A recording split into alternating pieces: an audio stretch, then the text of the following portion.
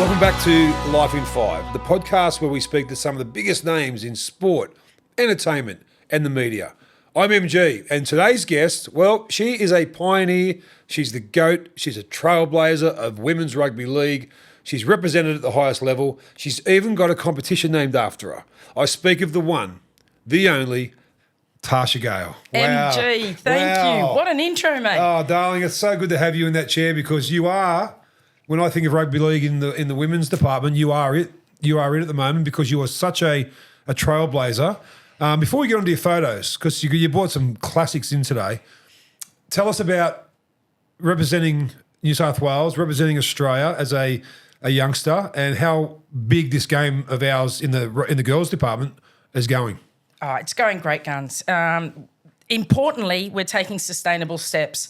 I think in women's sport, there's a global appetite for it at the moment, and we've done it really well at the NRLW and the New South Wales level. We're taking sustainable steps. We're making sure our product is going to be there in the future.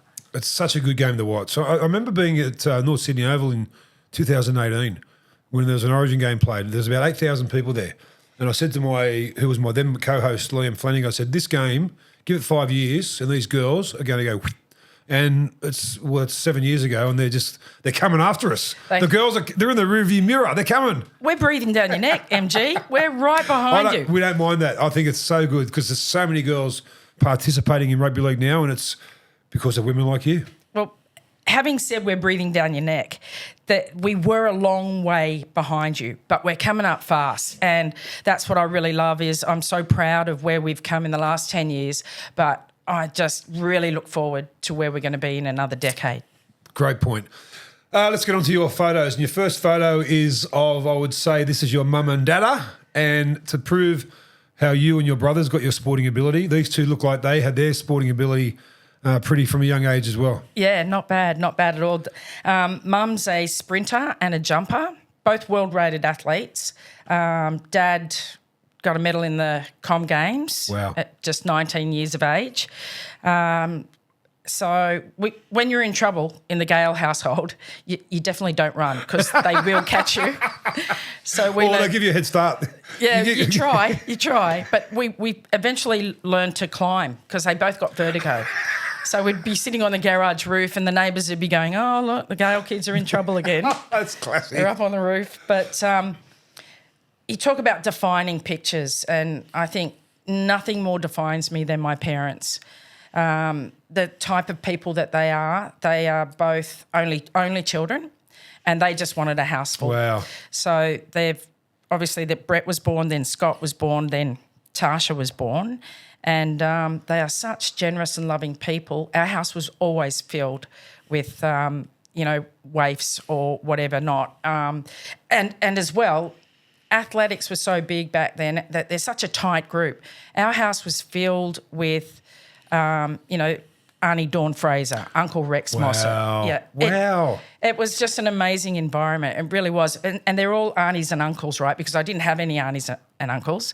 But growing up in that sort of environment where you saw athletes, the bond that they have, swimmers to track and, MG, they can party.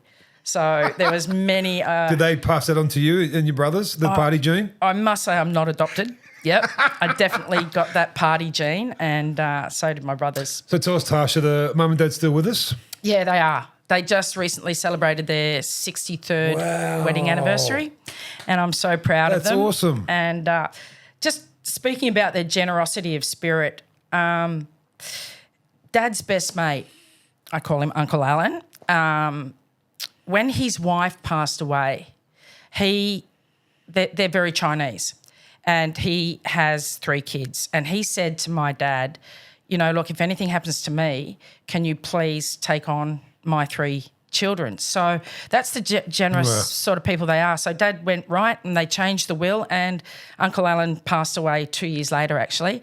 And so we got a wonderful 2 Chinese brothers and a Chinese sister out of it. Yeah, very proud. Well, I'm glad you had that photo because they looked like they were studs back in the day, and their offspring have obviously gone on to bigger and better things. But here's a photo now, number 2 photo with a couple of boys I used to play against. One was a forward, one was a back. And this is a photo that a lot of people will think that you might get a little tear in your eye because these two boys, I could imagine your house, you would have done walk to the kitchen, you would have been tackled or a chip over the top or something would have happened. Absolutely. Just to be involved with them, you get off just watching TV to go to the toilet and you're crash tackled. And you had to learn to tackle and be tackled if you want to be part of the Gale household. And big defining moment is, they made me want to play rugby league. I remember Mum dragging me to watch them play when they're little tuckers, and I'd say, why can't I play? And Mum would say, you can't play because you're a girl, you can't play. And I went, Scotted chip, regather, step a few players. Nobody could tackle him. And I said, well, I can play because I tackled him this morning. So, yeah, very defining moment. And, of course, as you say, a bit of a tear in my eye. My brother, Scotty Gale, it was actually, I just finished captaining the first World Cup in England at the end of 2000. And very early in 2001, Scotty was diagnosed with horrible disease, motor neurone disease. And we were that close that he knew his journey, what it was going to be like. And so he asked me to move in with him and care for him. And I did that for 4. People are going to say it's terrible, and it was. But just to have, learning the resilience and the life lessons that Scotty still taught me throughout this crippling disease. Wow. 4 years. And I later on went on to suffer breast cancer, the chemotherapy, the radiation, and honestly, the life lessons that Scotty taught me, and he was still partying. I remember, like at 3 a.m. in the morning, you'd have Benny and all the boys, finally exiting the house, and I'd have to get on Scott's motor neurone scooter and go around the neighbourhood at Coogee emptying the extra bottles because our recycling bin was always full. Well, I've partied with both these boys in my younger days in the cross, and they both could party. Brett he's a big boy. I played against him for Wests. He played for Wests, big second rower. He's a policeman. And Scotty, but he was that Phil Blake, Greg Alexander type player who could do anything on a rugby league field. So skillful, and it was so sad because we lost him at a young age, and he had so much more to give. But hearing you talk about him and the resilience he showed, and the fact that you had 4 great years with your big brother, it's nice. It brought us very, very close. We're all very close anyway, but, this is the sort of bloke that Scott was. He's, I'm helping him do the crossword because he can no longer handle a pencil. And he's got and he just looks at me and goes, additional Ronald. And I'm going, what's additional Ronald? And you can hardly understand what he's saying, but he's calling me a moron. Like, that's the sort of bloke. He's just had that humour right up until the end. And he actually said to me, that's why I became a halfback. I wanted to be like him. He taught me a lot of his tricks. And he actually said he knew the sacrifice, me moving in with him would mean I can't tour or play.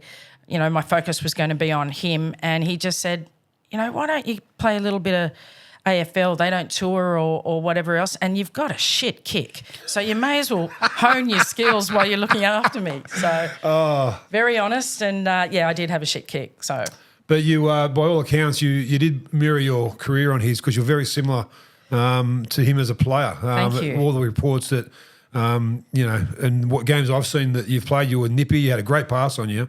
He had a great pass. He had a great kicking game, and he was very unpredictable, which made him a great rugby league player. Yeah, certainly. Always exciting when he had the ball in his hands. You just don't know what you're going to get. A couple of coaches used to accept that and appreciate that. A couple of coaches probably were pulling their hair out. Photo number 3. This is a picture of Susie Quattro. Thank you. I'll take that. This is when you've hit the big league. Okay, tell us about. This must have been one of your first articles that were written about you in a girl from Sydney. I think you went to Wollongong to play in rugby league because there was no comps up here. And didn't someone am I getting the story right? Well, to tell you the truth, Mum and Dad spent so much money on tennis lessons, you know, the little frills that match the Yeah, sock. I've done the all that. same with my kids. Yeah, well, I went to the Gong mostly because I was hiding the fact that I wasn't playing netball and tennis on the Saturday. I was actually going down the Gong to And play. your parents didn't know. They didn't know, Oh. and they first found out about it. Somebody came to one of our training sessions, and I thought he was the local reporter, but he ended up being for the Telegraph. So Sunday morning, there's my big buff head in 6 different shots, and I rang, and Dad just goes, "Yes, darling, she knows." And so Mum knows. Mum knows, and from then on, Mum was so supportive. She used to coach rugby league, so you know. Steelers City Challenge, she jumped the fence at halftime, came over to me and said, you know, when you feed the scrum, don't walk around that. You should be the last thing your forwards see, not the opposition. Wow. So She knew a footy too. She knows the footy. She knows the footy. So was this the time of your life where you knew you wanted to be a professional rugby league player for the rest of your life? How old were you here in this photo in the paper? Oh, I could lie and say 19, but it's probably more like 27, 28. Oh, really? Yeah. Wow. You look young. Oh, thank you. Yeah. Susie Quattro. But dead ringer. Yeah. Devilgate Drive. That's right. No, and you can see the ball there, Oak Hill College. Yes. Oak Hill College I taught at for over 30 years, and they were so supportive. Every single year, MG, every single year we toured. We went into camps. And the headmasters at Oak Hill College was so supportive. They would give me time off all the time, and that's why, you know, if I can get their little emblem in the paper, that's awesome. I could. I've been to Oak Hill College a couple of times as a mentorship type program with other businessmen around the area, Baulkham Hills area, the northwest area, and it was illuminating. It was sensational. Great college. Great school. Yeah. Great school.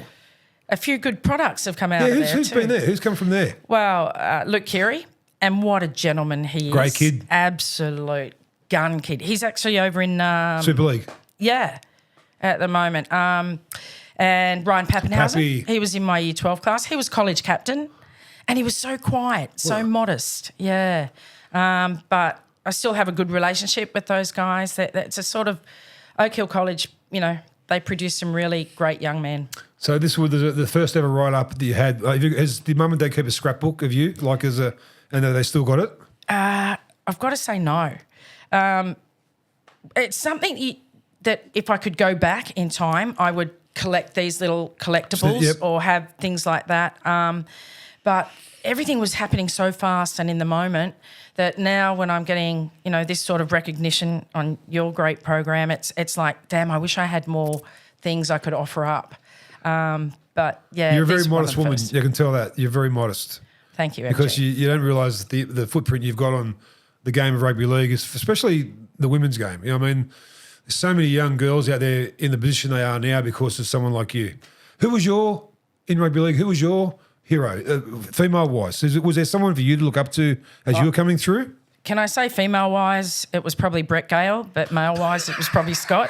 Shout out to BG. Love you, mate.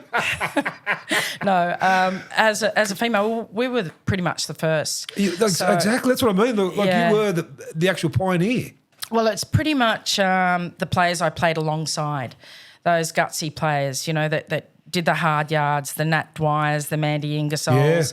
And sadly, some of them are still not being recognised. Like there's a group of us that we're getting a lot of accolades, but, you know, shout out to Mandy Ingersoll. She was the prop forward that I used to, you know, support play. She'd forego her ribs, you know, hands up in the air, give me the ball and I'd get the honours. But it's those sort of trailblazers that I really looked up to. This fourth photo is of you. Looks like Jamie Chapman, it is. Who's currently going out with the Hammer, I think. Yes, yes, she is. It looks like Shark Park, but I could be I think it is Shark Park. Okay, tell us why this photo makes your very defining moment. I think because you can see Chapo there. She's about 17 years of age. And she played in the Tarsha Gale Cup, and she was one of the first players to come through that system. And it's a very defining moment because it makes me so proud. I bet. It's such a huge honour to have this competition named after me, and just to see the product and the fine women that are coming out, not only as skillful players but ambassadors for our game. You know, the Jamie Chapmans, Tegan Berrys, Quincy Dodds, Keely Davis. I was at the State of Origin and there was just so many that I remember as a school kid playing. Yeah. And so I'd sit and watch, and then I'd get, you know, a couple of my mates and we'd go, okay, who stood out? And so each time and then I'd jump the fence and I'd take a photo, put it up on socials and saying star of the future, or Wow. you know, watch this player. You're right with her.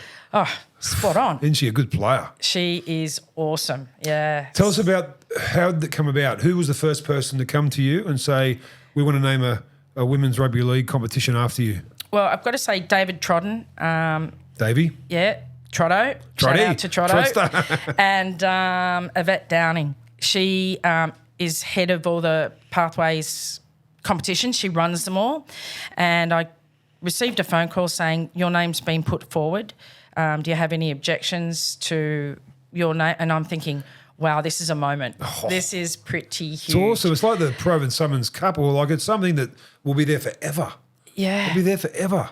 And it's just getting better. I know. And bigger. And it's amazing. I got to pinch myself. Uncle Rex's words, I'm flabbergasted. Oh, what about him? Just I know that was a throwaway line, but Rex Mossop, when I was growing up, I was a Manly fan because Graham Eady came to my school. So when I was at Mount Druitt, Whalen I won't Primary hold School. that against you, though. No. Yeah, okay. And then Rex Mossop, I found out he was a dual international, so I was gravitated towards him, and he was commentating my earlier games in first grade, and he was kind of like your uncle. MG, I may well have been in the commentary box whilst he was commentating your game. Yeah, Wow. so he's a big influence on me as far as commentating. I now have that pleasure with You're very Fox. good at it too, yeah. I'm getting there. Thank you. It's harder than people think, isn't it? Because you've got to, in the moment you've got to speak articulately, and also you've got to make sure you make sense. Sometimes it's something happening so quickly, you go, oh, shit. Oh, and look, you do make mistakes, Of course. for sure. And especially when you've got, like PNG playing Fiji and the names, I want to honour their family and Of their course. culture. But they can be a mouthful to get through that. Or one of the more simple ones where I've made a huge error was Arpie Nichols. Just once, she's a fullback, Yep. and just once I called her Arpie Nipples, and that's it. Joey Barrett was commentating alongside me, and she said, "Did you just say nipple?" And I went, "Oh," and from then on, I couldn't say her name. But yeah, it happens. You just got to laugh it off. Well, I've heard the great Ray Warren say some with Carmichael Hunt. There's some curly ones. And finally, your last photo. Wow, this is kind of the full stop on everything you've done to be inducted into the Hall of Fame. I can only imagine how much of an honour it is. Tell us why this is your number 5 photo. MG, you said it well with a full stop, but I'm going to say it better. It's an exclamation. Exclamation mark. It's absolutely amazing, completely unexpected. No women had been inducted into the Hall of Fame, and to cop that, I mean, just look at my face. Oh, It's you're beaming. It is absolutely beaming, and to just have another thing step forward for the women is absolutely sensational. And the 6 women that were inducted that night all are very much involved still and giving back to the great game. So all of them thoroughly deserving, probably many, many more. We're just very honoured to have been in the first group. Well, I recently spoke to the current New South Wales captain, Isabel Kelly, and I spoke for a while to her about different things. And I said, when I say the name Tarsha Gale, what are your first thoughts? And she said, the GOAT. Oh, Izzy, I love you. I don't think I can take it. Oh, no, I'll take it. Yes, I'll take you got to it. take it. But I'm sure there's many other suggestions on that, and I'm very honoured that Izzy thought of me. Izzy, I owe you one. I owe you 20. Okay, now that we've got rid of the photos, which you are fan-bloody-tastic, I must say, every photo there, Tash, told a story, and you can tell you're taking your time in picking them out because each one had a different meaning and each one gave me different goosebumps. Thank you. I hope all the people watching this at home and listening to it in their cars got the same reactions we did here. But now, on to the hard part of the podcast. So you've got to give me 5 of your best. So we start with number 1, which is, who is Tash Gale's favourite band? Cold chisel. Cold chisel every day of the Old week. school. Yeah, old school. Yeah. Look, we're very similar vintage. You got cold chisel, In Excess, Midnight Oil, Hunters and like that. Them bands of the 80s. How good were they? They were so good. Oh. And now when you hear them, it just takes you right back. Takes you back. And kids today are still like, we'll get on to it. My second one, Flame Trees, is my favourite song. Go for it. I play that for the kids in the classroom. They love it. I know. It's really, there's songs for all generations, but I think you and I might have rocked them best, I think MG. so. Well, we've jumped to the favourite song. Favourite band, Cold Chisel. Favourite song is Flame Trees. What about this one? Your favourite ever TV series? Yellowstone. How good is it? I love John Dutton. Yellowstone. Yes, and what about Ruth. Beth? Oh, Ruth as well. Ruth is the blonde, but my brother and I watch it at the same time, and Brett will ring me and he'll just say, can I speak to Beth? He thinks I've modelled myself on Beth or she's modelled herself on me. He's having a crack at me. But it's awesome. Every I'm time proud. you see him, I'll be Beth. Every time me and my wife watch all of it, and they do so much drinking of scotch and that. Every time they grab one, we go to each other. You feel like a drink? Yes. Because Beth is walking around going with a smoke in her hands, which she's going like She can handle it too. She runs that show, doesn't she? That's Yeah. a great you don't show. mess with Beth. Now, this is a spoiler. If you want to don't know what happened in Yellowstone, pause now. But when they took Kevin Costner out of it, that kind of lost a bit of it, didn't it? Why did they do that? Why? Yeah. No. Because I've got another spoiler for you. I'm watching currently The Last of Us, Right. and with Pedro Pascal, and they've done the same to him in the episode 2 of series 2. They like what? They take the main man out. Yeah, but they did that in Game of Thrones With- well. Yeah, with Stark. Yeah. Ned Stark. Who's next? Next, it's a bloodbath. How good's that? Game of Oh. Thrones. That was close. That was I nearly said. But what about Tarsha? When we were Thrones. kids, we Yeah. didn't have anything to stream. We couldn't stream anything. So if you'd missed something, too bad. You'd have to, Yep. unless you taped it on your VHS. And that took a little while to come through too. So, yeah, no, we didn't have that sort of plethora of choices that the kids have No. today. And their attention span, Is minute. because they're getting everything really, really, Hence why this podcast is only 28 minutes. yes, okay. Kids, don't turn off No, yet. they won't be Just a turned couple off. more seconds. What's your favourite other sport? I've got to, in favour of my parents, they did spend a lot of money paying for my tennis lessons, so I'm going to go with tennis. Are you good? Are you good at it?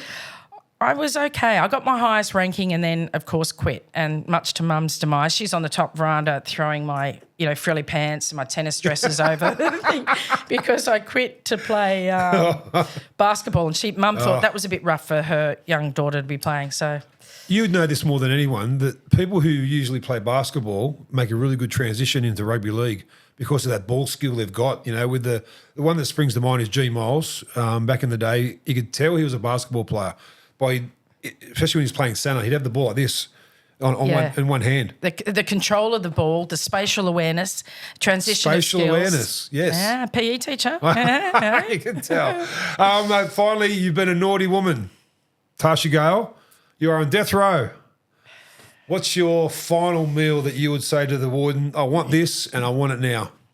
All right. Well, if I'm on death row and I can have my final meal, I want it to be a really long one. Yes. And a I'm going to degustation? say, an all-you-can-eat fresh seafood platter, and I hope I get pardoned before I finish it. What stars? What stars in your fresh seafood platter? I love the thinly sliced scallops. Oh. I love the big king prawns. I love the oysters. Oysters natural or? Natural, mate. Yeah, with just a Gotta bit have of them natural. lime or something? Bit of lemon on it. Yeah, beautiful. And what are you washing it down with? Well, I was hoping you were going to ask that. I'm a red wine drinker, but I don't mind a lovely white wine with my seafood. Oh. But my favourite is red and Sanon Race. We know what, you're in luck today because not only has this been your life in 5, and Wow, thank you thank so you. much for being the GOAT. That's Isabel Kelly, and I agree. Thanks, Izzy. Thanks for spending some time with us and being so transparent. We love you. And you mentioned your love of white and red wine. Thanks to Lily Pilly Wines, we have a nice little Shiraz and a nice little Sauv Blanc for you, darling, today. Oh, it goes with every meal. Everything. I'm straight out. I'm going Bang. now to a fish Drink it now. restaurant. Drink it now if you want. Yeah, well, let's crack it open now. Thank Tash, you very much. Thank you, darling. You've been awesome.